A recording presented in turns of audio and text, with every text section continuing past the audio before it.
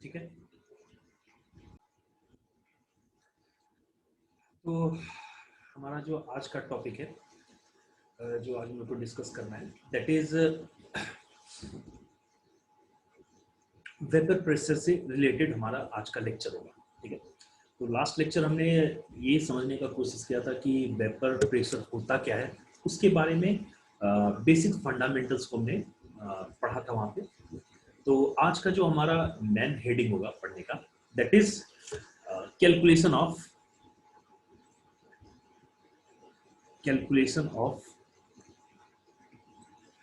Vapour pressure of solution. Vapour pressure of solution. ठीक है, तो ये हमारा एक इम्पॉर्टेंट हेडिंग है जिसको कि आज हम लोग को डिस्कस करना है, इसके हर एक एस्पेक्ट के बारे में। ठीक है, तो चलिए अगर हम लोग इस टॉपिक को स्टार्ट करें, अगर आपको थोड़ा सा मैं इसके बारे में ब्रीफ इंट्रोडक्शन देना शुरू करूं। ठीक है, तो मैं आपको इसके बारे में बिल्कुल भी बेसिक से आपको इसके बारे में इंफॉर्मेशन देना स्टार्ट करता हूँ। ठीक है, तो देखिए आपको मैं अगर मान के चलूं कि आपके पास कोई भी एक एक्वस सॉल्यूशन है। ठीक है, अगर मैं बोलूं कि आपके पास कोई भी एक्वस सॉल्यूशन है, ठीक है, तो इसका मतलब ये हुआ कि आप ये बोल सकते हो कि एक चीज यहाँ पे तय है कि यहाँ पे कुछ ना कुछ आपको यहाँ पे सॉल्यूट प्रेजेंट होगा, और ये भी तय है कि यहाँ पे कुछ ना कुछ आपको एक सॉल्वेंट है। ऑब्वियस है कि अगर आपका एक्वस सॉल्यूशन है तो सॉल्वेंट आपका वाटर रहा होगा। ठीक है, तो अगर आपके पास कोई भी एक्वस सॉल्यूशन है, अगर उसमें ये सॉल्यूट है, तो मैं ये भी एज्यूम कर सकता हूं कि या तो ये सॉल्यूट क्या हो सकता है आपको, दैट इज वोलेटाइल हो सकता है। ये क्या हो सकता है नेचर में, वोलेटाइल हो सकता है। या फिर सॉल्यूट नेचर में कैसा होता है, नॉन वोलेटाइल। मेरे ख्याल से बिल्कुल भी सिंपल सा आपके लिए इसमें इंफॉर्मेशन आपके लिए। ठीक है, तो आपके या तो सॉल्यूट वोलेटाइल हो सकते हैं या फिर सॉल्यूट आपके कैसे हो सकते हैं, दैट इज नॉन वोलेटाइल हो सकते हैं। ठीक है, लेकिन अगर यहाँ पे मैं एज्यूम कर रहा हूँ ये एक्वस सॉल्यूशन है, तो इसका मतलब आपको यहाँ पे सॉल्वेंट क्या रहा होगा, आपको वाटर। और आपको बताने की बिल्कुल भी जरूरत नहीं कि वाटर हमेशा और हमेशा नेचर में कैसा होता है, दैट इज वोलेटाइल होता है। ये हमेशा नेचर में कैसा होता है, दैट इज वोलेटाइल आपको होता है। ठीक है, तो अगर मैं आपको यहाँ पे बताऊं कि अगर आपका सॉल्यूट यहाँ पे वोलेटाइल नेचर का होगा, इसका मतलब कि ये भी वेपर प्रेशर को बनाने में कुछ ना कुछ कंट्रीब्यूट कर रहा होगा। मींस कि अगर आपको कोई भी सॉल्यूट अगर वोलेटाइल है, तो ये आपको can contribute in vapour pressure. ये आपको वेपर प्रेशर को बनाने में कंट्रीब्यूट कर रहा होगा। लेकिन अगर कोई भी सॉल्यूट आपका नॉन वोलेटाइल है, तो इसके बारे में आप बोल सकते हो कि can not contribute in vapour pressure. बहुत सिंपल सा ऑब्जर्वेशन जो अभी तक हम लोग ऑब्जर्व के जितना पढ़े हैं, तो इसके बारे में इतना सा आपको इन्फॉर्मेशन निकालने में कोई परेशानी नहीं होगी। ठीक है, तो बेसिक सा इन्फॉर्मेशन हमने कुछ कुछ यहाँ पे छोटी छोटी बातों को कलेक्ट किया। तो अब हमारा ये मेन कॉन्सेप्ट है कि अगर आपके पास कोई भी आपके पास लिक्विड सॉल्यूशंस हैं, तो उस केस में हम लोग वेपर प्रेशर कैसे निकालेंगे, यही हमारा आज का लेक्चर बेसिकली कवर करना है। ठीक है, तो अगर मैं इसके बारे में आपको बताऊं, जैसे मान के चल रहा हूं बेसिक सा चीज, अगर मैं आपको बोल दिया कि यहाँ पे आपके पास मैंने यहाँ पे सॉल्यूशन के लिए मैंने एक कंटेनर लिया। बड़ा ध्यान से आप समझना, यहाँ पे मैंने एक कंटेनर लिया।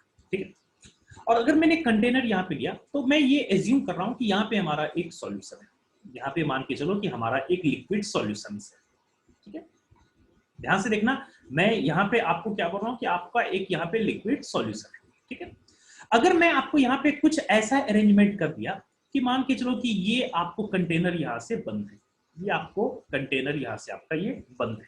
ठीक है, तो ऑब्वियस है कंटेनर बंद अगर होगा, तो अगर ये आपका सॉल्यूशन, मैं ये एज्यूम कर रहा हूं कि यहाँ पे कुछ ना कुछ सॉल्यूट अवेलेबल होगा, यहाँ पे कुछ आपको क्या अवेलेबल होगा, दैट इज सॉल्यूट अवेलेबल होगा।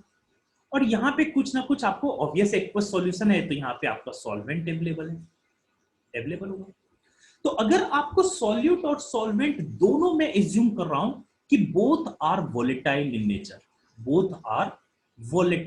नेचर। ठीक है, दोनों के दोनों कैसे हैं आपके, वोलेटाइल नेचर के। इसका मतलब ये हुआ, इसका मतलब ये है कि मैं अगर यहां पे बोलूं कि आपको कुछ ना कुछ वेपर जो यहाँ पे बना रहा होगा, ये आपको सॉल्वेंट बना रहा होगा, ठीक है, और इसमें कुछ ना कुछ आपको वेपर जो बना रहा होगा वो आपके सॉल्यूट भी बना रहे होंगे।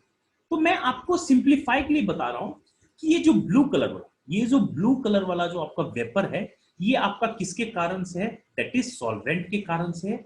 और जो आपको ये ग्रीन कलर का, ये ग्रीन या फिर रेड बोल सकते हो, आपका ये जो रेड कलर का जो दिख रहा है आपको वेपर, ये किसके कारण से है, दैट इज सॉल्यूट के कारण से। तो डिस्टिंग्विश बिल्कुल भी आप इसको इजीली कर सकते हो, ठीक है। तो इसका मतलब अगर आपको दोनों कंपोनेंट वॉलेटाइल नेचर के होंगे, तो यहाँ पे जो वेपर बना रहा होगा, इसमें दोनों का कुछ ना कुछ कंट्रीब्यूशन होगा, दोनों का कुछ कंट्रीब्यूशन होगा। और अगर ये यहाँ पे वेपर बन रहा होगा, तो ये आपके वॉल ऑफ द कंटेनर और लिक्विड के सरफेस के ऊपर भी कुछ ना कुछ प्रेशर एक्सर्ट कर रहा होगा। और यहाँ पे ये जो वेपर प्रेशर एक्सर्ट कर रहा होगा, इसको हम लोग किस नाम से जानते हैं, दैट इज वेपर प्रेशर के नाम से जानते हैं। इसको हम लोग किस नाम से जानते हैं, दैट इज वेपर प्रेशर के नाम से जानते हैं। मेरे ख्याल से इसको हमने पिछले लेक्चर, थर्ड लेक्चर में हमने इसके बेसिक को बिल्कुल अच्छे से क्लियर कर दिया था। यहाँ तक सही है। अब मैं आपको यहाँ पे एक चीज बताना चाहूँ, यहाँ पे हम लोग को एक बहुत बहुत ही इंपॉर्टेंट कॉन्सेप्ट हम लोग को सीखना है, that is Rawls law. That is Rawls law. बहुत बहुत बहुत ही इंपॉर्टेंट आपके लिए हेडिंग है कि ये रॉल्स लॉ क्या होता है, और इसको हम लोग समझेंगे। तो यहाँ पे एक चीज कहना क्या है कि इसका मतलब आपने यहाँ पे ये देख लिया कि इस यहाँ पे जो कंटेनर में जो आपको वेपर प्रेशर क्रिएट हो रहा होगा, तो ये सॉल्यूट और सॉल्वेंट दोनों आपको कंट्रीब्यूट कर रहे होंगे, और दोनों मिलके वहां पे कुछ ना कुछ वेपर प्रेशर क्रिएट कर रहा होगा। तो अगर मैं यहाँ पे इंटरेस्टेड ये इस बात के लिए हूं कि ये रॉल्स लॉ के थ्रू जो हम लोग पढ़ना चाह रहे हैं, यहाँ पे क्या पढ़ना चाह रहे हैं, तो इनका ये कहना है कि आपको vapour pressure due to any component, कोई भी आप एनी कंपोनेंट को अगर कंसीडर करो, ये आपका सॉलिड भी हो सकता है या फिर सॉल्वेंट भी हो सकता है। तो इसका एक स्टेटमेंट सबसे पहले हम लोग समझ लेते हैं कि vapour pressure, that is simple सा, अगर मैं प्रेशर से उसको रिप्रेजेंट करूं, pressure due to any component is directly proportional to is directly proportional to mole fraction is directly proportional to mole fraction of that component, mole fraction of that component in solution, in solution. बहुत बहुत ध्यान से देखने की बात करना कि आप बात तो कर रहे हो, आप बात तो कर रहे हो वेपर प्रेशर की, जो कि लिक्विड सॉल्यूशंस के ऊपर बन रहा होगा, लेकिन उस वो प्रेशर आपके किस पे डिपेंड कर रहा है, ये डिपेंड कर रहा है मोल fraction of that component present in the solution. मतलब उस सॉल्यूशन में कितना ज्यादा वो कंपोनेंट अवेलेबल है, उसके मोल फ्रैक्शन के ऊपर डिपेंड करता हुआ दिखता है, ठीक है। तो इसका मतलब मैं यहां पे क्या लिख सकता हूं कि pressure due to any component, जिस भी कंपोनेंट को आप कंसीडर कर रहे हो, दैट इज आपका या तो सॉल्यूट हो सकता है या सॉल्वेंट, कोई भी हो सकता है।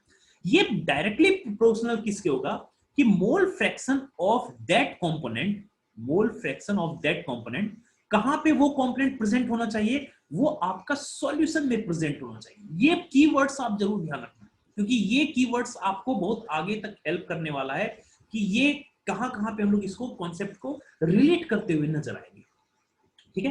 तो देखो, बड़ा इंटरेस्टिंग चीज ये होता है कि आप प्रेशर तो कैलकुलेट करना चाह रहे हो लिक्विड के ऊपर, लेकिन आप मोल फ्रैक्शन कहां का कंसीडर कर रहे हो, मोल फ्रैक्शन उसी कंपोनेंट का जिसके कारण से ऊपर में प्रेशर क्रिएट हुआ है, उसका कितना मोल फ्रैक्शन आपको सॉल्यूशन में प्रेजेंट है, तो उसको आप रिलेट करते हो। तो अगर मैं यहां से इस प्रोपोर्शनैलिटी को हटाऊं, तो प्रेशर को मैं बार बार कंपोनेंट ना लिखे, अगर कैपिटल पी से लिख दिया, तो अगर क्या लिखूं मैं, capital P is directly proportional to the mole fraction, that is x, ठीक है।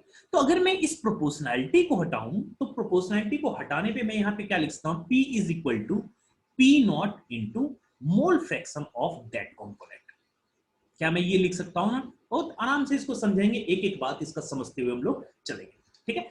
जहां पे कि ये जो आपका स्टेटमेंट होता है, ये जो आपको स्टेटमेंट रिप्रेजेंट करता है, यही किस लॉ को रिप्रेजेंट करता है, दैट इज रॉल्स लॉ को ये रिप्रेजेंट करता हुआ आपको नजर आता है, ठीक है। तो रॉल्स लॉ आपको यही बोलता है कि प्रेशर ऑफ एनी कंपोनेंट्स, किसी भी चीज का प्रेशर अगर आपको निकालना है, तो उस प्रेशर का वैल्यू किस पे डिपेंड करेगा? डिपेंड करेगा मोल fraction of that component present in the solution. यहां तक सही है? तो ये चीज आप ध्यान रखना। अच्छा, यहाँ पे आपको एक दो बात आपको समझने का जरूरत है, ये भी आपको क्लैरिटी के साथ आएगा। यहाँ पे ये प्रोपोर्शनैलिटी कांस्टेंट जो पी नॉट है, इसका क्या मतलब हुआ? इसका क्या मतलब हुआ ये समझेंगे। ये रिप्रेजेंट करता है pressure of the component, pressure of the component in pure state, in pure state. क्या है मतलब? इसको मैं अभी आपको समझाने की कोशिश कर रहा हूं, ध्यान से समझना। जैसे मान के चलो आपको मैं क्या बताया कि अगर मैं आपको यहां पे रिलेट कर रहा हूं कि जैसे मान के चलो कि आपके पास ये कंटेनर था और आपने यहां पे कोई भी एक सॉल्यूशन बनाया, आपने यहां पे एक सॉल्यूशन बना दिया, ठीक है, और मैं इसको क्या करता हूं, यहां से ढक दिया, ठीक है। अगर अगर ये आपको सिर्फ और सिर्फ कोई भी एक सॉल्यूशन अगर मैं कंसीडर करूं, मान के चलो यहां पे कोई कंपोनेंट ए प्रेजेंट होगा और कोई कंपोनेंट बी प्रेजेंट है, ठीक। तो यहां पे अगर मैं कैलकुलेट करना चाहूं कि यहां पे ये जो वेपर प्रेशर बन रहा है, ये vapour pressure due to B कितना होगा, ड्यू टू बी कंपोनेंट के कारण कितना होगा, तो प्रेशर ड्यू टू बी किस पे डिपेंड करेगा अकॉर्डिंग टू रॉल्स लॉ? ये डिपेंड करेगा मोल फ्रैक्शन ऑफ बी, जो कि कहां पे प्रेजेंट होगा, इस सॉल्यूशन के अंदर प्रेजेंट होगा। वो भी सही है। और यहां से अगर मैं प्रोपोर्शनैलिटी कांस्टेंट को हटाऊंगा तो इसको डिनोट करूंगा P not B into x B, जहां पे कि पी नॉट बी क्या रिप्रेजेंट करता है कि अगर आपने उस कंपोनेंट का प्योर स्टेट लिया, उस कंपोनेंट का अगर प्योर स्टेट आपने लिया, जैसे मान के चलो प्योर स्टेट बोलने का मतलब क्या है कि अगर आपने सिर्फ इतना ही अमाउंट का सिर्फ और सिर्फ बी आपने कंसीडर कर लिया, आपने कोई भी लिक्विड बी कंसीडर कर लिया जिसको कि आप यहां पे पार्शियल प्रेशर निकालना चाह रहे हो, अगर वो प्योर सिर्फ और सिर्फ अगर बी आपको यहां पे फिलअप किया हुआ रहेगा, तो उस केस में अकेला बी यहां पे कितना प्रेशर क्रिएट करेगा, उसको हम लोग बोलते हैं, रिप्रेजेंट करते हैं पी नॉट बी से। मतलब पी नॉट बी क्या होता है? पी नॉट बी होता है कि अगर उसी कंटेनर में सेम अमाउंट का बी आपको प्योर कंडीशन में अवेलेबल, उसके में कुछ नहीं मिला हो, तो उस केस में बी जितना भी प्रेशर क्रिएट करेगा उसको हम किससे डिनोट करेंगे? That is P not be से डिफाइन करेंगे, डिनोट करेंगे, और इसको हम लोग बोलेंगे पार्शियल, इसको हम लोग बोलेंगे partial pressure due to B in pure state, in pure state.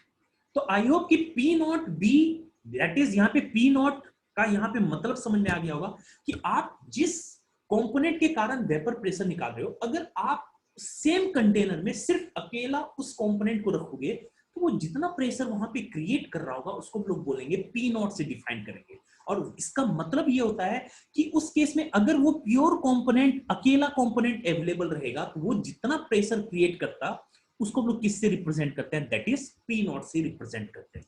I hope कि पी नॉट का मतलब आपको समझ में आ गया होगा, यहां तक सही है। चलिए, तो ये बात अगर आपको समझ में आया तो अब मैं थोड़ा सा अगेन आपको इस डायग्राम पे ले जाना चाह रहा हूं, ठीक है। तो इसका मतलब अगर मैं इस लिक्विड में बात करूं, तो अगर मैं सॉल्यूट को ए से डिफाइन कर दिया, बड़ा ध्यान से देखना, और मैं अगर सॉल्वेंट को बी से डिफाइन कर दिया, तो इसका मतलब मैं बोलूंगा कि ये रेड वाले जो भी बबल्स होंगे, जो वेपर होंगे, ये जो प्रेशर क्रिएट करेगा, इसको हम लोग किससे डिफाइन करेंगे? पार्शियल प्रेशर ड्यू टू, या फिर vapour pressure due to A. इसको हम लोग कैसे रिप्रेजेंट करेंगे? That is vapour pressure due to A.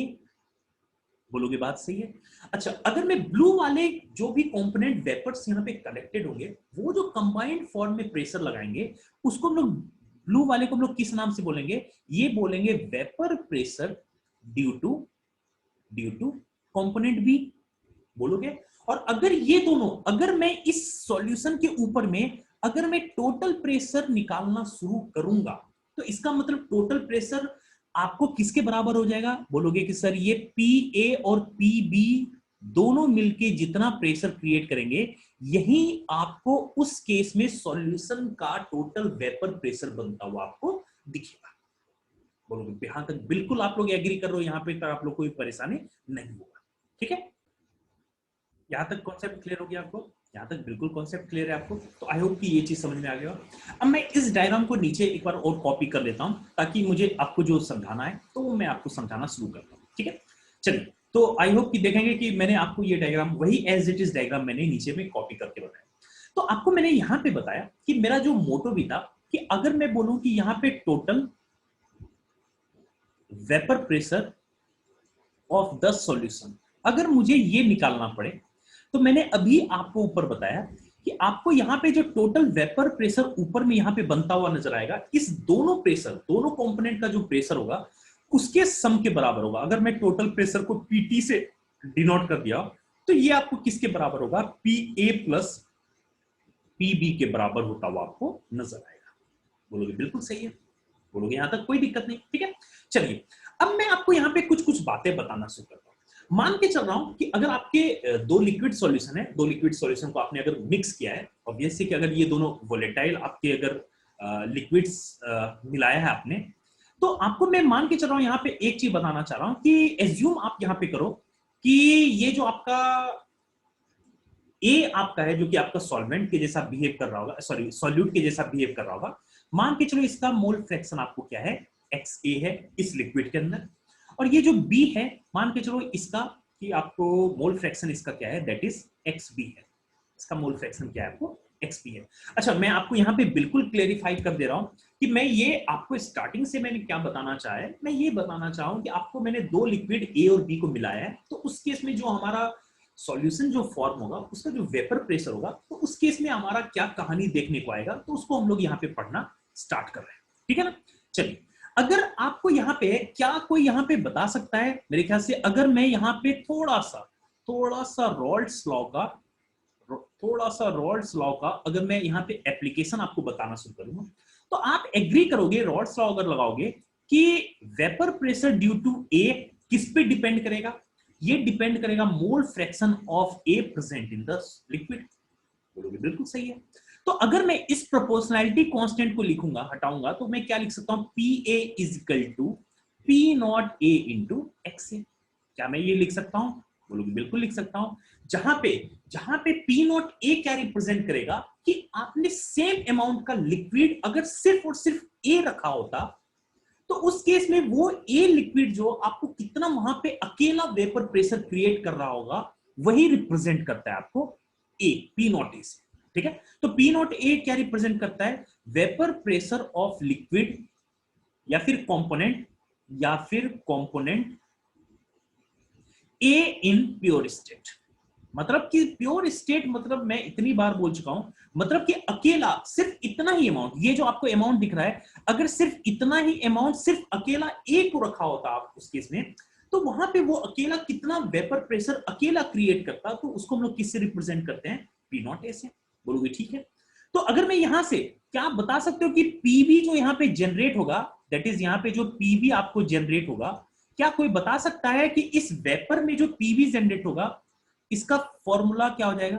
PB depend करेगा मोल fraction of be present in the solution. बोलोगे बिल्कुल सही है। तो इसका मतलब अगर मैं प्रोपोर्शनैलिटी कांस्टेंट हटाऊंगा, तो यहां से क्या हो जाएगा आपको? ये that is P not B into x B. बोलोगे बिल्कुल सही है, बोलोगे कि ये बिल्कुल सही है, ठीक है? तो यहां से अगर मैं आपको इस वाले एक्सप्रेशन में ये गिवन टर्म्स को अगर मैं पुट कर दूं, तो आप यहां पे बता सकते हो कि टोटल प्रेशर जो पीटी था, ये आपने निकाला था किसके बराबर होगा? पी ए प्लस पीबी के बराबर होगा। आई होप कि अभी तक आपने शायद लेक्चर स्टार्टिंग से देख लोगे, पी और पीबी का मतलब आपको समझ में आ रहा है कि क्या है, ठीक है? तो अगर मैं इस दोनों टर्म्स को यहां पे पुट कर दिया, तो इसका फॉर्मूला क्या हो गया? That is P not A into x A plus P not B into x B. और इन दोनों का सम किसके बराबर हो गया आपको? दैट इज पीटी के बराबर होता हुआ दिख गया। ये आपको बता रहा हूं, ये आपको one of the most important formula है आपको इस लिक्विड सॉल्यूशंस के चैप्टर में, ठीक है? मतलब यहां से आपको ये है कि अगर आपके पास कभी भी आपने दो लिक्विड्स को आपने मिलाया है, तो उस केस में दोनों लिक्विड आपको वहां पे प्रेशर बनाने में कुछ ना कुछ कंट्रीब्यूट कर रहा होगा। मान के चलो कोई एक लिक्विड ए है, तो वो अगर पी ए कंट्रीब्यूट कर रहा होगा वेपर प्रेशर बनाने में, आपको लिक्विड बी है तो वो अगर बी भी वेपर प्रेशर बनाने में कंट्रीब्यूट कर रहा होगा, तो वहां पे टोटल प्रेशर किसके बराबर हो जाता? That is P A plus B B के बराबर हो जाता। और उस केस में हमने ये देखा कि उस केस में हमने एक बड़ा ही इंपॉर्टेंट रिलेशन डिराइव कर लिया, दैट इज पी टोटल का वैल्यू क्या हो रहा है, that is P not A x A plus P not B x B के बराबर होता हुआ नजर। ठीक है, ठीक। अब देखो मुझे यहाँ पे आपको बेसिकली ये इंपॉर्टेंट बोल रहा हूं ना, ये बहुत बहुत ही इंपॉर्टेंट है कि अगर आपके पास कोई भी लिक्विड सॉल्यूशंस अगर रहे, आपके अगर दोनों कंपोनेंट वहां पे अगर वोलेटाइल अवेलेबल हो, तो उस केस में हमारा टोटल प्रेशर जो होता है उसका फॉर्मूला ये होता है। ठीक है, अब ध्यान से सुनना, मुझे ये बिल्कुल भी बताने में दिक्कत नहीं है कि अगर आपको मैं बोलूं कि यहाँ पे आपका ये सॉल्यूशन में आपको कंपोनेंट ए का मोल फ्रैक्शन एक्स ए था, कंपोनेंट बी का मोल फ्रैक्शन आपको क्या है, एक्स बी है, तो मेरे ख्याल से आपने एक चीज जरूर देखा होगा, तो मैं यहां से एक चीज जरूर लिख सकता हूं कि मोल फ्रैक्शन जितने भी किसी भी मिक्सचर में आपके अवेलेबल होते हैं, अगर उसका सम आप कभी भी निकालोगे तो उसका वैल्यू क्या होता हुआ नजर आता है, दैट इज उसका वैल्यू हमेशा 1 होता है। ये आपने अच्छे से पढ़ा होगा। ठीक है, तो मैं मान के चल रहा हूं इसको इक्वेशन 2। तो क्या आप यहां पे समझ रहे हो कि अगर मैं ए और बी में कुछ मैनिपुलेट करूं, दैट इज फॉर इक्वेशन 1 और इक्वेशन 2 में थोड़ा सा मैनिपुलेशन करूं, तो क्या मैं ये लिख सकता हूं क्या कि PT is equal to P not A x A plus P not B, और अगर मैं एक्स बी के जगह 1 माइनस एक्स ए अगर लिख दिया, मेरे ख्याल से किसी को कोई आपत्ति नहीं होगा, इसमें कोई आपत्ति नहीं है। तो मैं यहां से अगर मैं इसको सॉल्व करना शुरू करूं, तो क्या मैं लिख सकता हूं कि PT is equal to P not B plus P not B plus यहां पे लिख दिया P not A minus P not B into x A. मेरे ख्याल से इसको ये एक्सप्रेशन लिखने में आपको कोई दिक्कत नहीं होना चाहिए। बोलोगे ठीक है, यहां तक सही। तो ये आप एक तरह से लिख सकते हो। तो बोलोगे कुछ बच्चे, मान के चलो इसको मैं एक्सप्रेशन थर्ड मान लिया, कुछ बच्चे बोलोगे कि सर मैंने एक्स ए के टर्म में लिखा, क्या इस गिवन जो एक्सप्रेशन ये 1 है, क्या मैं इसको एक्स बी के टर्म में लिख सकता हूं? बिल्कुल लिख सकते हैं। तो अगर मैं इसको एक्स बी के टर्म में लिखूंगा, तो देखो मैं इसको किस तरह से और मैनिपुलेट कर सकता हूं। क्या मैं यहां पे लिख सकता हूं PT is equal to P not A, अगर मैं एक्स ए को इन टर्म्स ऑफ बी लिखना शुरू करूं, that is 1 minus x B plus P not B into x B. बोलोगे बिल्कुल सही है, आराम से लिख सकते हैं, इसमें कोई दिक्कत नहीं है। ठीक है, तो अगर मैं इसको थोड़ा सा चेंज करूं, तो मैं ये लिख सकता हूं P not A into simple सा P not A plus plus P not B minus P not A into x B. मैं इसको इस टर्म में भी आराम से लिखता हुआ नजर आ सकता हूं।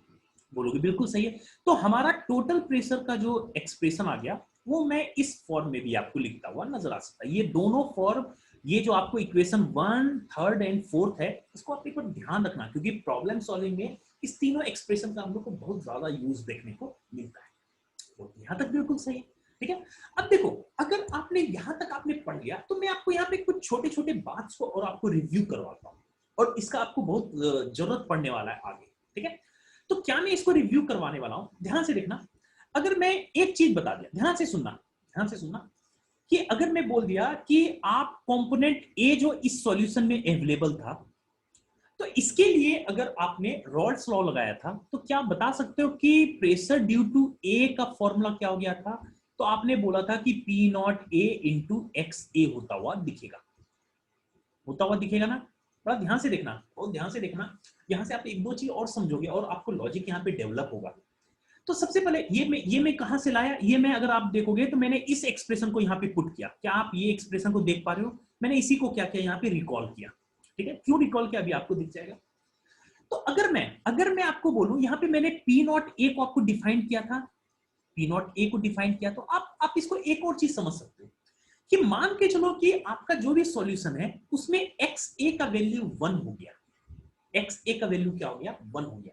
इसका मतलब क्या होता है, अगर किसी कंपोनेंट का मोल फ्रैक्शन का वैल्यू 1 हो गया, मतलब उस लिक्विड में सिर्फ और सिर्फ वही कंपोनेंट प्रेजेंट है। मतलब अगर मैं बोलूं कि मोल फ्रैक्शन ऑफ वाटर आपका 1 है, इसका मतलब आपने कंटेनर में सिर्फ और सिर्फ क्या लिया है, वाटर लिया है। अगर मैं बोलूं कि मोल फ्रैक्शन ऑफ, अगर किसी भी कंटेनर में जो लिक्विड है उसका मोल फ्रैक्शन ऑफ अल्कोहल जो उसमें प्रेजेंट है उसका वैल्यू 1 है, इसका मतलब वहां पे जो उस कंटेनर में प्रेजेंट है सिर्फ और सिर्फ क्या प्रेजेंट है आपका, दैट इज अल्कोहल प्रेजेंट है। तो मोल फ्रैक्शन ऑफ 1 बोलने का मतलब है कि सिर्फ एकलौता सिर्फ वही कंपोनेंट वहां पे प्रेजेंट है और कोई दूसरा प्रेजेंट नहीं है। आई होप कि ये बात समझ में आ रहा हो। तो अगर मैं इस एक्सप्रेशन में x का वैल्यू 1 पुट कर दिया तो आप देखोगे कि वहां पे pa का वैल्यू क्या होता हुआ नजर आएगा, that is p not a होता हुआ नजर आएगा। तो यहां से भी आप एक लॉजिक लगा सकते हो कि अगर कभी किसी केस में अगर XA का वैल्यू 1 है, मतलब कि अकेला वही लिक्विड वहां पे अवेलेबल है जिसको हम कंसीडर कर रहे हैं, तो उस केस में अकेला वो लिक्विड कितना प्रेशर क्रिएट करेगा, वही प्रेशर आपके किसके बराबर हो जाएगा, that is P not A के बराबर होता हुआ नजर आएगा। तो मेरे ख्याल से यहां से भी आप P नॉट A को मतलब समझ रहे होंगे, ठीक है ना। तो आपको ये चीज समझ में आ रहा होगा, सही है। चलिए अब मैं यहां से आपको एक चीज छोटा सा बात बता रहा हूं। एक मुझे ग्राफ यहां पे आपको थोड़ा सा एनालिसिस करना है, यहां पे मुझे थोड़ा सा एक ग्राफ एनालिसिस करना है। अगर मैं आपको यहां पे बोलूं कि ये आपका PA है और यहां पे अगर मैंने बोल दिया कि आपको XA को रिप्रेजेंट करना है, बड़ा ध्यान से देखना, तो आप शायद पता होगा कि यहाँ पे XA का वैल्यू 1 होगा और यहाँ पे मैक्सिमम XA का वैल्यू क्या हो सकता है, 1 ही हो सकता है। मोल फ्रैक्शन कभी किसी का वैल्यू 1 से ज्यादा हो सकता है क्या, कभी नहीं पॉसिबल हो सकता है। और अगर इस केस में अगर मैं जैसे जैसे XA को बढ़ाते चलूंगा तो आप देखोगे कि PA और XA में लीनियर रिलेशन है। तो यहाँ पे PA और XA का ग्राफ कैसा मिलता हुआ नजर आएगा, एक लीनियर ग्राफ मिलता हुआ नजर आएगा, मतलब दैट इज एक स्ट्रेट लाइन मिलता हुआ नजर आएगा। और इस स्ट्रेट लाइन का आपको स्लोप क्या देखने को आएगा, that is P not A आपको देखने को आएगा। बिल्कुल सिंपल सा ऑब्जर्व कर सकते हैं, बात कर सकते हैं ना। अभी देखो इसकी जरूरत पड़ने वाली है, बहुत सख्त जरूरत पड़ने वाली है। बोलोगे ठीक है सर, इसको हम लोग इस तरीके से भी समझ सकते हैं, ठीक है।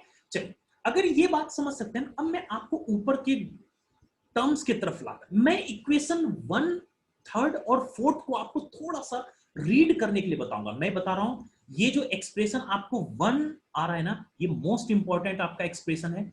इसको आपको थोड़ा सा रीड आउट करने के लिए आना चाहिए, इसको पढ़ने के लिए आपको आना चाहिए। इससे क्या क्या इंटरप्रिटेट कर सकते हो ये चीज आपको समझ में आना चाहिए।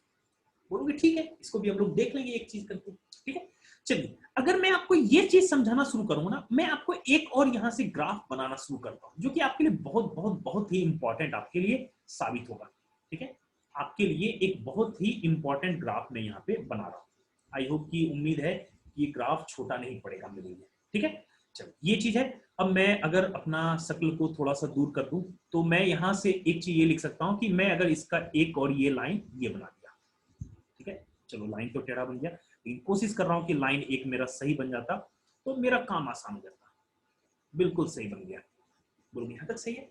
ध्यान से सुनना, मैं क्या बोलना चाह रहा हूं कि मैं यहां पे क्या बोलना चाह रहा हूं कि अगर मैं यहां पे रिप्रेजेंट करा इस साइड PA को, बड़ा ध्यान से ऑब्जर्व करना, और इधर साइड मैंने रिप्रेजेंट किया PB को, किया। अगर मैं यहां पे ये रिप्रेजेंट कर रहा हूं, ये आपको है दैट इज XA का वैल्यू अगर मैं यहां पे देखना शुरू करूं, डिनोट करना यहां पे शुरू करूं मैं एक बार, ठीक है। तो यहां पे आपको बता रहा हूं, तो यहां पे मैं बोल रहा हूं कि यहां पे मैं एज्यूम कर रहा हूं कि मेरा ये मोल फ्रैक्शन होगा, यहां पे XA का वैल्यू क्या है आपको 1 है। ऑब्वियस है, अगर यहाँ पे XA का वैल्यू 1 होगा तो XB का वैल्यू क्या होगा, 0 होगा। क्यों, क्योंकि अब देखो मैं यहाँ पे एनालिसिस किसका कर रहा हूं, ये जो मेरा सॉल्यूशन था ना, ये जो मेरा सॉल्यूशन है, अब मैं इस चीज को यहाँ पे एनालिसिस करना शुरू कर रहा हूं। बोलोगे यहां तक ठीक है। तो ये धीरे धीरे ये बढ़ते बढ़ते यहाँ पे क्या हो जाएगा, XA का वैल्यू यहाँ पे 0 हो जाएगा और यहाँ पे XB का वैल्यू क्या हो जाएगा, बोलोगे 1 हो जाएगा ना। अब अगर मैं यहाँ पे एक चीज ग्राफ रिप्रेजेंट कर रहा हूं, अगर आप ये इंडिपेंडेंट ग्राफ, ये जो मैंने इंडिपेंडेंट ग्राफ यहां पे बताया था, अगर आप इसको यहां पे अप्लाई करो तो आपको एक चीज देखने में आएगा। क्या तुम इस एक्सप्रेशन, ये जो इक्वेशन 1 आपको दिख रहा है, इक्वेशन 1 में आप देख सकते हो कि अगर XA का वैल्यू 1 हो गया और XB का वैल्यू आपको 0 हो गया तो उसमें टोटल प्रेशर किसके बराबर हो जाएगा, बोलोगे आप P नॉट A के बराबर हो जाएगा। यानी उस समय मान के चल रहा हूं कि मैं इंडिकेट कर रहा हूं कि ये जो आपको टर्म्स है ये किसको रिप्रेजेंट कर रहा होगा, that is P not A को रिप्रेजेंट कर रहा होगा। आई होप ये चीज एग्री कर रहे होंगे, ठीक है। अब अगर मैं बोल रहा हूं कि जिस समय XA का वैल्यू 0 हो जाएगा, आप इसी एक्सप्रेशन 1 में एज्यूम करो कि अगर XA का वैल्यू 0 हो गया और XB का वैल्यू 1 हो गया तो उस केस में टोटल प्रेशर किसके बराबर हो जाएगा, बोलोगे कि उसमें से टोटल प्रेशर किसके बराबर हो जाएगा, that is P not be के बराबर हो जाएगा। किसके बराबर हो जाएगा, that is P not be के बराबर हो जाएगा। बोलोगे बिल्कुल सही है, यहां तक सही है।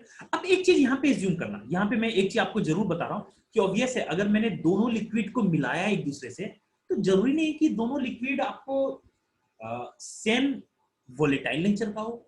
अगर आपको यहां पे दिख रहा है कि पी नॉट बी का वैल्यू अगर पी ए से ज्यादा दिख रहा है, पी नॉट बी का वैल्यू पी नॉट ए से अगर ज्यादा दिख रहा है, तो आप यहां पे जरूर एज्यूम कर सकते हो जो कंपोनेंट बी होगा is more volatile than component A. आपको ऑब्वियस है बी अगर अगर आपको बी ज्यादा प्रेशर क्रिएट कर रहा है अगर वो इंडिपेंडेंट रहता, और ए अगर कम प्रेशर क्रिएट कर रहा है जब वो इंडिपेंडेंट उसको रखते, तो इसका मतलब बी आपको मोर वोलेटाइल है एज कंपेयर टू ए। बोलोगे यहां तक सही है, सही है। तो यहां तक अगर आपको सही है तो इसका मतलब अगर मैं इसको देखता, अगर मैं देखता कि मैं अगर ये ग्राफ बनाना चाहता किसके बीच में, दैट इज पी ए, और अगर मैं यहां पे बनाना शुरू करूंगा पी बी, ये एक्स ए और एक्स बी के बीच में, ये अगर मैं ग्राफ को ड्रॉ करना शुरू करूंगा तो आप ये पाओगे कि यहां पे आपको क्या कहानी देखने को मिलेगा कि जैसे जैसे एक्स बी का वैल्यू बढ़ता चलेगा, जैसे जैसे एक्स बी का वैल्यू बढ़ता चलेगा, आपको ये एक स्ट्रेट लाइन बनाता हुआ नजर आएगा और यहां पे आके मिलेगा। बिल्कुल सही है, बिल्कुल सही है। दैट इज कि आपको ये ग्राफ किस चीज का है, ये ग्राफ है जो कि बी आपको प्रेशर क्रिएट कर रहा है, दैट इज पीबी जो आपको प्रेशर क्रिएट करता हुआ नजर आएगा। बोलोगे ये प्रेशर कहां क्रिएट हो रहा है सर, ये प्रेशर हो रहा है यहां पे, दैट इज कि इस सॉल्यूशन में जो आपको वेपर प्रेशर क्रिएट हो रहा था, यहां पे आपको बी कंपोनेंट, दैट इज ये जो सॉल्वेंट का कंपोनेंट था, ये कितना प्रेशर क्रिएट कर रहा है, तो उसको रिलेट करने वाला हमारा रिलेशन ये था, यही था ना। तो जैसे जैसे एक्स बी का वैल्यू बढ़ते चलेगा आपको पीवी का वैल्यू बढ़ते जाएगा, और जब एक्स बी का वैल्यू 1 हो जाएगा उसमें पीवी का वैल्यू किसके बराबर हो जाएगा, that is P not be के बराबर होगा। बोलो सही है। तो अगर मैं इस तरीके से बनाऊंगा तो ये ग्राफ आपको बनता हुआ नजर आएगा, और ये ग्राफ किसके प्रेशर को रिप्रेजेंट करेगा, दैट इज पीवी के आपके प्रेशर को रिप्रेजेंट करता हुआ नजर आएगा। बोलोगे सही है, ठीक है। अब मैं अगर आपको ये ग्राफ बना दूं कि मैंने अगर इससे इसको मिला दिया, अगर इससे मैंने एक बार भाई मिल जा, इससे इसको मिला दिया, ठीक है, तो आप साफ बोलोगे कि जैसे जैसे एक्स ए का वैल्यू इंक्रीज हो रहा है वैसे वैसे आपको ये ग्राफ भी अगर इंक्रीज हो रहा है, इसका मतलब ये ग्राफ किसके प्रेशर को रिप्रेजेंट करता हुआ नजर आएगा, बोलोगे सर ये पी ए के वेपर प्रेशर का आपका ग्राफ है। बोलोगे बिल्कुल सही है, बिल्कुल सही है। रीजन कि आपने ये देखा था कि अगर ये कंपोनेंट ए के कारण अगर वेपर प्रेशर अगर ये है, तो इसका मतलब जैसे जैसे एक्स का वैल्यू बढ़ते जाएगा पी का वैल्यू बढ़ते जाएगा, और जिसमें एक्स ए का वैल्यू 1 हो जाएगा उसमें पी ए किसके बराबर हो जाएगा, बोलोगे पी नॉट ए के बराबर हो जाएगा। तो मेरे ख्याल से ये ग्राफ आपको बिल्कुल सही होता हुआ नजर आएगा। बिल्कुल यहां तक सही है, ठीक है। अब आप ध्यान से सुनना, बिल्कुल बिल्कुल ध्यान से सुनना यहाँ पे कि अब मैं आपको ये ग्राफ कंसीडर कौन से करने के लिए बोल रहा हूं, दैट इज ये आप एक्सप्रेशन बी को सॉरी इक्वेशन 4 को कंसीडर करो, ठीक है। मैं ये नीचे वाला ग्राफ आपको मिटा रहा हूं, आई होप कि ये ग्राफ तो आपने पढ़ ही लिया होगा, तो इसका मुझे अभी जरूरत अब नहीं है। तो मुझे चूंकि यहाँ पे और कुछ एनालिसिस करना है तो मैं इस पार्ट को आपको क्या कर रहा हूं, डिलीट कर दे रहा हूं, ठीक है। इसका मुझे कोई जरूरत नहीं है तो मैं इसको क्या करता हूं आपके लिए डिलीट कर दिया, बोलिए ठीक है। तो अब आप थोड़ा सा एक्सप्रेशन 4 पे आप लोग ध्यान कंसंट्रेट करो। अगर मैं बोलूं कि मैं एक ग्राफ बना रहा हूं पीटी एंड एक्स बी के बीच में, ध्यान से देखना, तो क्या तुम ये बोल सकते हो कि ये एक ऐसा ग्राफ होगा जो कि y is equal to c plus m x को रिप्रेजेंट कर रहा होगा, बोलोगे बिल्कुल सही है, बिल्कुल ये सही होता हुआ नजर आएगा, होगा ना। मतलब कि आपको ये एक ऐसा ग्राफ होगा जैसे जैसे आप x को बढ़ाते हुए चलोगे, एक्स बी को बढ़ाते हुए चलोगे, ये आपको ग्राफ एक स्ट्रेट लाइन को रिप्रेजेंट करता हुआ नजर आता है। ये ग्राफ क्या होता है, एक स्ट्रेट लाइन को रिप्रेजेंट करता हुआ आपको नजर आएगा, बिल्कुल सही है। अब मैं गौर करूं, अच्छा क्या बता सकते हो कि इस ग्राफ को देख के या फिर इस इक्वेशन को देख के आप यहां से क्या बोल सकते हो कि इस लाइन का आपको स्लोप क्या होता हुआ नजर आएगा, इस लाइन का स्लोप क्या होता हुआ नजर आएगा, बोलोगे P not B minus P not a होता हुआ नजर आएगा। ये सारे आपके क्वेश्चन के फॉर्म में यूज होंगे, तो ग्राफ को अच्छे से पढ़ना एक बार आप लोग सीख लो, ठीक है। क्या बता सकते हैं इस केस में, इस इक्वेशन में इंटरसेप्ट आपको क्या होता हुआ नजर आएगा? बोलोगे कि सर पी नॉट ए आपका इंटरसेप्ट होता हुआ नजर आएगा। और जैसे जैसे एक्स बी का वैल्यू इंक्रीज होगा, जैसे जैसे एक्स बी का वैल्यू इंक्रीज होगा, ये एक स्ट्रेट लाइन बनेगा, ये एक स्ट्रेट लाइन बनेगा with positive slope, with positive slope आपको बनाता हुआ नजर आएगा। ठीक है, ये भी हमने देख लिया। अब मैं इस लाइन जो इक्वेशन 4 आपको है ना, इसको मैं इस ग्राफ पे रिप्रेजेंट करने का कोशिश कर रहा हूं। देख रहे हो क्या आप ये समझ पा रहे हो कि जब एक्स बी का वैल्यू 0 है, तो आप देख रहे हो कि उस केस में आपको इंटरसेप्ट क्या दिख रहा है? बोलोगे सर पी नॉट ए दिख रहा है। जैसे जैसे एक्स बी बढ़ते हुए चलेगा लेफ्ट टू राइट, तो आपको दिख रहा है कि ये एक स्ट्रेट लाइन होगा। और ये अगर स्ट्रेट लाइन होगा, तो उस केस में जब आप एक्स बी का वैल्यू 1 रखोगे, तो उस केस में पीटी किसके बराबर हो जाएगा? बोलोगे सर पी नॉट बी के बराबर हो जाएगा। क्या आपको एक्स बी इक्वल टू 1 पे वहां पे total pressure P not be के बराबर होता हुआ नजर आएगा? तो इसका मतलब ये भी आपको एक, सॉरी मैं अगर इसको लाइन को क्लियरली सीधे सीधे बनाऊं, तो ये भी आपका एक लाइन को रिप्रेजेंट करेगा, ये भी आपका एक स्ट्रेट लाइन होता हुआ आपको नजर आएगा। और ये स्ट्रेट लाइन किसको रिप्रेजेंट करेगा? ये total pressure, that is pressure of the solution को रिप्रेजेंट करता हुआ आपको नजर आएगा। और इसी को हम लोग क्या लिख सकते हैं कि वेपर प्रेशर ऑफ सॉल्यूशन को रिप्रेजेंट करता हुआ ये आपको नजर आएगा। क्या आपने ये ग्राफ को अच्छे से रीड आउट कर लिया? बहुत बहुत अच्छे से रीड आउट करना। ये भले ही लेक्चर आपको थोड़ा सा लेंदी दिखे, तो आप रुक के पढ़ो, लेकिन बिल्कुल हर एक ग्राफ को अच्छे से देखना। आई होप कि ये बिल्कुल समझ में आ गया होगा कि जैसे जैसे एक्स बी का वैल्यू आप बढ़ाते चल रहे हो, तो आपको एक ऐसा लाइन मिलेगा जिसका स्लोप ये है और जिसका इंटरसेप्ट पी नॉट ए है। तो ऐसे केस में ये जो आपको ब्लू वाला लाइन है, ये आपको सॉल्यूशन का जो वेपर प्रेशर का जो आपको, दैट इज टोटल प्रेशर का जो आपको लाइन रिप्रेजेंट करता हुआ नजर आएगा, ये ब्लू वाला लाइन आपको रिप्रेजेंट करता हुआ नजर आएगा। बोलोगे ठीक है, ये प्योर मैथमेटिकल एक्सप्रेशन है, लेकिन ये ग्राफ को आपको रीड आउट करने के लिए जरूर जरूर आना चाहिए। यहां तक सही है? तो यहां से आपने एक चीज जरूर सीख लिया, एक चीज जरूर सीख लिया। सबसे पहले ये ग्राफ आपका मोस्ट इंपॉर्टेंट पार्ट है, इसको तो आपको रीड करने के लिए आना ही चाहिए। इसके बारे में मैं और एनालिसिस करके बताऊंगा, ठीक है। इसको मैं नेक्स्ट वीडियो में आपको इस पार्ट का एनालिसिस करके बताऊंगा। तो अभी मुझे कुछ कुछ बात एनालिसिस जो करना है वो भी अभी मैं डिस्कस कर दे रहा हूँ, ठीक है। तो यहां से आपने ये देख लिया कि अगर आपके पास कोई भी लिक्विड ए है और कोई भी लिक्विड अगर आपके पास बी है, दो आपने वोलेटाइल लिक्विड को आपने कंसीडर कर लिया था। तो आपने अगर देखा है कि लिक्विड ए का अगर मोल फ्रैक्शन एक्स ए है, लिक्विड बी का मोल फ्रैक्शन अगर आपको बी है, तो अगर आप इस दोनों को मिलाओगे, तो वहां पे जो टोटल प्रेशर, ये दोनों चूंकि ये वोलेटाइल लिक्विड है, तो ये जो टोटल प्रेशर क्रिएट करेगा ना, तो इसका फॉर्मूला क्या होगा? That is P not A into x A plus P not B into x. ये बहुत बहुत इंपॉर्टेंट हेडिंग है। आप हमेशा जब भी पेपर में बनाओगे, तो आपको इस फॉर्मूले पे आपको कॉन्सेप्ट वेरी वेरी इंपॉर्टेंट बनता है, और यहां से एक क्वेश्चन आपको हमेशा बनते हुए नजर आते हैं। बोलोगे यहां तक सही है? ठीक है।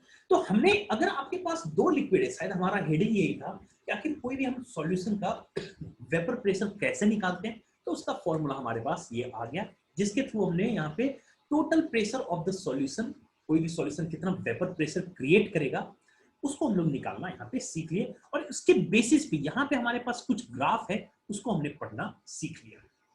बिल्कुल सही है, यहाँ तो हमने देख लिया। तो यहाँ से आपके लिए कुछ इंपॉर्टेंट बात है, कुछ इंपॉर्टेंट बात है। तो यहाँ से दो तीन ऑब्जर्वेशन जो आप देख सकते हो इस ग्राफ को, जो हम लोग लिख सकते हैं, क्योंकि ये आपके बुक्स में लिखे हुए रहते हैं, कि आप यहाँ पे देख सकते हो कि हम लोग, पहला ऑब्जर्वेशन क्या देख सकते हो कि हम लोग टोटल प्रेशर ऑफ सॉल्यूशन को क्या मैं किसी एक मोल फ्रैक्शन के टर्म में रिप्रेजेंट कर सकता हूं क्या? बोलोगे बिल्कुल कर सकते हैं, बिल्कुल ये हम लोग करते हुए इजीली नजर आ सकते हैं। तो पहला पॉइंट अगर हम लोग देख सकते हैं ये, ठीक है, तो पहला पॉइंट हम लोग को यही देखने को मिलता है कि टोटल वेपर प्रेशर, बहुत इंपॉर्टेंट पॉइंट है, that is total vapour pressure, ठीक है, कि टोटल वेपर प्रेशर, ठीक है। तो एक चीज हम लोग कर सकते हैं कि मेरे ख्याल से आप अगर अभी तक का लेक्चर ये अटेंड कर दिए हुए, बिल्कुल अच्छे से समझ गए हुए, तो आप एक काम करोगे, यहीं तक आप एक बार प्रॉपर नोट्स बना लो, ठीक है, जितने भी बच्चे हैं, क्योंकि ये आपको ज़्यादा वीडियो लेक्चर लेंदी हो जाएगा। तो मैं यहाँ तक जो आपको टोटल प्रेशर निकालने का जो यहाँ पे कॉन्सेप्ट बताया, इसके बाद जो भी आपको एक तो बचता है कि इसका एप्लीकेशन पार्ट, कि इसका न्यूमेरिकल हम लोग कुछ कर लें, और यहाँ से हम लोग अगले लेक्चर में इसके बेस पे न्यूमेरिकल करते हुए कि किस तरह के न्यूमेरिकल बनते हैं, और वहां से एक दो छोटे छोटे कॉन्सेप्ट जो आपको इस वेपर प्रेशर से रिलेटेड हम लोग पढ़ते हैं कि जब हम लोग कोई भी लिक्विड सॉल्यूशन को एनालिसिस करते हैं, तो वहाँ पे जो जो छोटे छोटे बात आपको और भी बचे हुए हैं, तो उसको हम लोग नेक्स्ट लेक्चर में कवर करने का कोशिश करेंगे। ठीक है, तो आज मैं लेक्चर इसको यहीं पे वाइंड अप करता हूँ। मैं नेक्स्ट लेक्चर में इसके बेस पे आपको न्यूमेरिकल करवाऊंगा, फर्स्ट थिंग, और इसके बेस पे और जो भी छोटे छोटे एक दो कॉन्सेप्ट होंगे उसको मैं यहाँ पे डिस्कस करना आपको शुरू करूंगा। ठीक है, थैंक यू। तो मैं यहीं पे आपका आज का लेक्चर मैं ओवर करूंगा। ओके।